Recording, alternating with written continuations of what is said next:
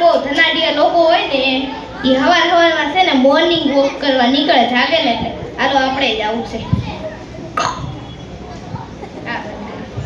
હાલો ઘડી morning walk કરવી. હા મજા જ કઈ કલો. આ જો ઓલો ચમનિયો કઈ વયો ગયો. હમણાં આપણી પાસે રૂપિયા હોત તો એમ કે કા સાહેબ મજામાં ને, મારા જોગું કઈ કામ હોય તો કહેજો. આ તો નામ બગાડીને વયા જાય. આવું જીવવામાં કઈ મજા ન આવે હો ભાઈ. ધનાઢ્યો બનવું છે પણ હવે 10,000 ના પગારમાં કઈ રીતે બનવું કઈ વિચારવું પડશે. હું કરું આ આઈડિયા. હવે આઈડિયાને વાપરવાનો ટાઈમ આવી ગયો હો ભાઈ. હા એ ભાઈ એ મગન એ ઓલું 5 રૂપિયા છે હું પડી આવે એક તો. હા લઈ હે આ તો 10 રૂપિયાનું આપી દીધું. કાંઈ નહીં પાછું નહીં આપવાનું. 5 રૂપિયાનો આપણને તો ફાયદો જ થઈ ગયો છે. આપણે શું લેવા પાછળ આપી. કાંઈ નહીં હાલો પડી ખાતા ખાતા ટીવી જોવા પોગીમોન ચાલુ કરી. હા ટિંગ ડંગ ડોરબેલ કોણ હોય ગાડે. હા ભાઈ બોલ શું કામ છે? પૂરી આવ્યું છે એનું ટીક લાઇટ બિલનું લાઈટ. હા એ પછી ત્યાં ભરી જવાનું ને. હા કાંઈ વાંધો નહીં ઓફિસે ભરી જશું. લાઇટ બિલ જોવું જ ખરા કેટલાનું આપી. ઓહો 3,000નું લાઇટ બિલ આપી ગયો. શરમ એ છે કઈ?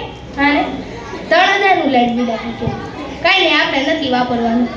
આપણે કોણ ભરે અહીંયા 3,000 રૂપિયામાં તો એક નવા મસ્ત કપડાં આવી જાય. હાલો એક નવી જોડી કપડાં લેતા હું બજારમાંથી. હા કપડાં લેવા જવું છે. હવે ક્યાં જવું? હા રિક્ષામાં હાલો. હા રોડે આવી. હા ભાઈ રિક્ષાવાળા ભાઈ ઊભા રહેજો.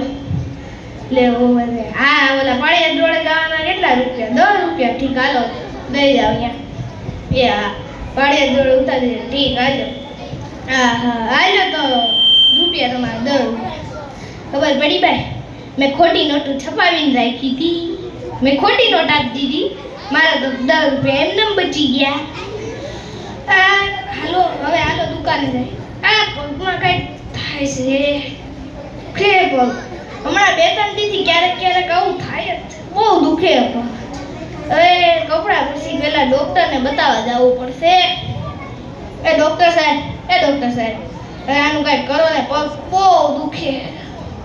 ઠીક હે એવું તો દહીં સારું થાય પગ કવાવો પડશે.